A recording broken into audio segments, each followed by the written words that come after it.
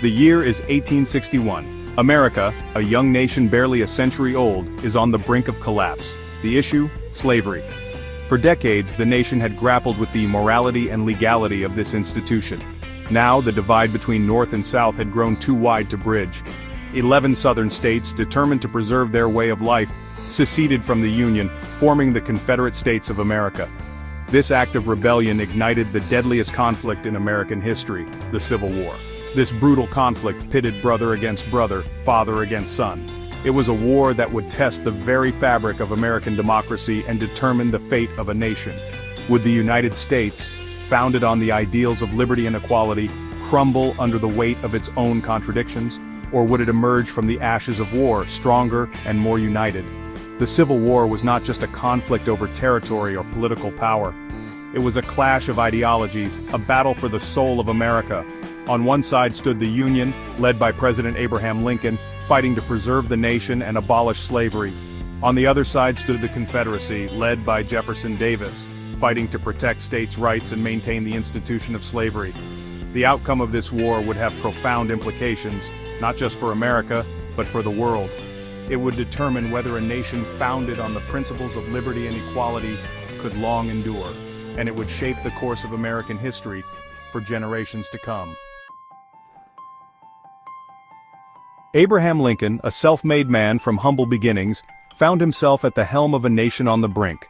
A man of deep convictions and unwavering resolve, Lincoln believed in the inherent wrongness of slavery. He also believed in the importance of preserving the Union. In his famous House Divided speech, delivered years before the war, Lincoln warned that a nation divided against itself could not stand. Lincoln's primary goal at the outset of the war was to preserve the Union.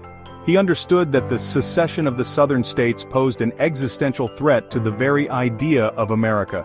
If states could simply choose to leave the Union whenever they disagreed with the federal government, then the experiment in self-government would fail. While Lincoln personally opposed slavery, he knew that forcing the issue of abolition too early in the war could alienate border states that still allowed slavery but remained loyal to the Union. Lincoln's strategy was initially one of containment, aiming to prevent the spread of slavery while seeking a peaceful resolution to the conflict. However, as the war dragged on and the casualties mounted, Lincoln realized that the only way to truly save the Union was to strike at the heart of the Confederacy's power: slavery. In 1863, he issued the Emancipation Proclamation, declaring that all slaves held in Confederate territory were to be set free. This bold move transformed the war from a struggle to preserve the Union into a fight for human freedom and equality. The Union, with its larger population and industrial might, held a significant advantage over the Confederacy. However, the South had a strong military tradition and the advantage of fighting on familiar ground.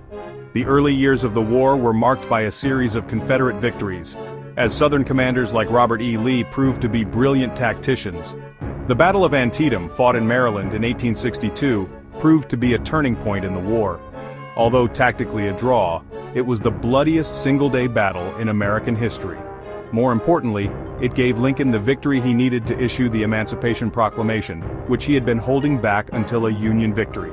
Another key Union strategy involved blockading Southern ports, crippling the Confederacy's ability to trade and obtain vital supplies. This strategy, known as the Anaconda Plan, slowly but surely choked the Confederacy's economy. Throughout the war, Lincoln faced numerous challenges, from dissent within his own cabinet to public outcry over the mounting casualties. Yet, he never wavered in his commitment to preserving the Union. He made shrewd appointments, placing talented individuals like Ulysses S. Grant in command of Union forces. He also skillfully navigated the complex political landscape, rallying support for the war effort and keeping the fragile Union from fracturing further. The Confederate States of America, born out of defiance and a deep-seated belief in states' rights, fought fiercely for its survival. Led by Jefferson Davis, a West Point graduate and former Secretary of War, the Confederacy was determined to defend its way of life, a way of life that relied heavily on the institution of slavery. The South's economy was largely agrarian, dependent on slave labor for the production of cash crops like cotton. Southern leaders argued that the abolition of slavery would destroy their economy and way of life. They also maintained that the federal government had overstepped its bounds and infringed upon the sovereignty of individual states. The Confederacy's military strategy was largely defensive, aiming to repel Union invasions and wear down their resolve.